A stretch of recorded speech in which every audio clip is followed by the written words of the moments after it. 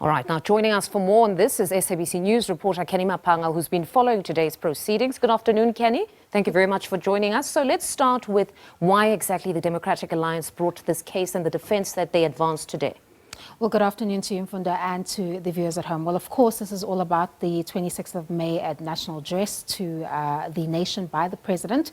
We remember that it happened on the eve of the special voting. However, what would follow 48 hours after that is the 29th of May elections.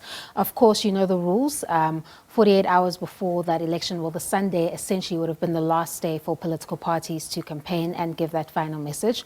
What they're saying is that because this was such a crucial 2024 national provincial election, that the president allegedly unduly used that platform to influence voters to the benefit of the ANC. And they cite his speech or parts of the speech as part of the reason. So they're okay with the parts that assure South Africans about free and fair elections and the safety measures that have been put in place to ensure or safeguard that right to vote. However, where they take issue is with regards to a number of those socioeconomic topics that informed the agenda, I would put it that way, of the 2024 national provincial elections. So that would be load shedding. So they're speaking on the portion of the president's speech where he addressed some of the successes and the challenges in which we have gone through. And they're saying that is an improper use of the state resources in order to benefit the ANC in that critical election, because all political parties were addressing those socioeconomic challenges leading up to that very important election. Remember, the final rallies were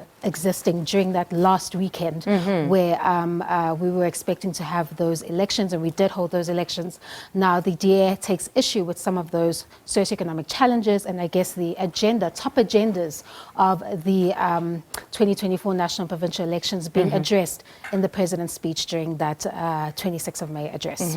And I suppose as early as we saw them raise exception to that particular address, there were even commentators, legal commentators, that said to a certain extent it would be quite difficult to find fault in the president because he had to wrap the sixth administration.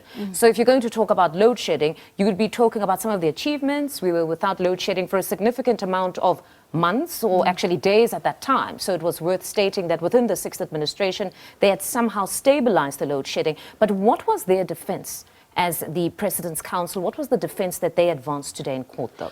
Well, the defense is that if you look at the speech and the manner in which he spoke to citizens, he was speaking about a collective effort that South Africa had taken as a part of the sixth administration. He doesn't mention really my government or what my government has done. So they're saying that the speech addresses his duty, official duty, in his capacity as a head of state. Of course, he is afforded some powers in the Constitution that is a wide discretion to discuss some of these issues, to address the nation and to take care of those duties of promoting, upholding the Constitution and its values and taking the nation forward. So they're saying the purpose and the context of that address needs to be looked at by the court, and the question of intention. Was there a pure intention by the president to unduly influence the electoral outcome by having that address?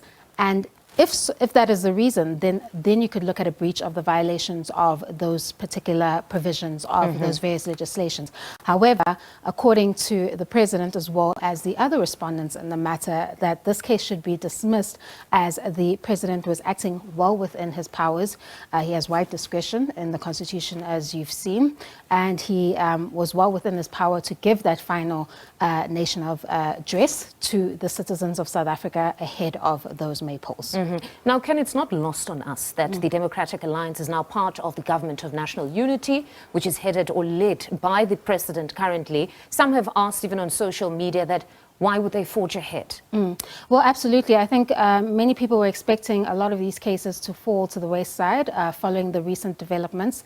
But I do think that it's a question of principle and what the optics may look like if the DA were to put forward a notice of withdrawal on a matter which they strongly pushed as a question of principle and holding the president accountable for the use of state resources, as they're alleging, to abuse that platform for the benefit of political campaigns. So what would have changed from then to now, other than the fact that they now form part of the executive of the 7th administration? So I think it was a question of principle. If you've seen with previous cases where they have challenged the previous executive, like the DA Putin matter, on the ICC arrest warrant.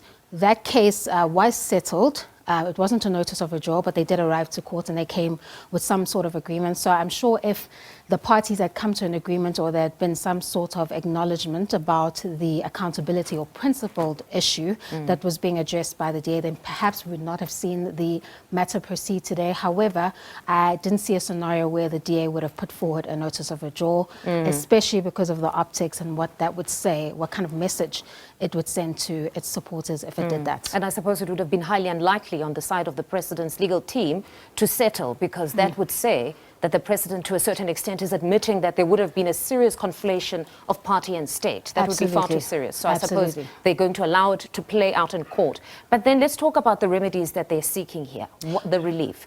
What exactly are they seeking? Well, they're seeking a declarator, which would say that the president had acted in violation of the Electoral Act, the Code of Conduct, and the Constitution by conducting that Sunday address. Of course, they're also asking for a 200,000 Rand fine for the president, and then they're asking for that 1% reduction in the national election. I'm not sure what difference that would make, as we are now moving towards power sharing, or already in it in the 7th administration. But that's the relief that they're seeking. That the most important one, of course, being the declarator, which would vindicate their claim that the address by the president on the eve of the commencement of the special votes was in fact wrong and unduly influenced, allegedly, by the DA. That's their contention, to the benefit of the ANC. All right. Canny, thank you very much for that update. That's a reporter, Canny Maphanga, speaking to us following those court proceedings today.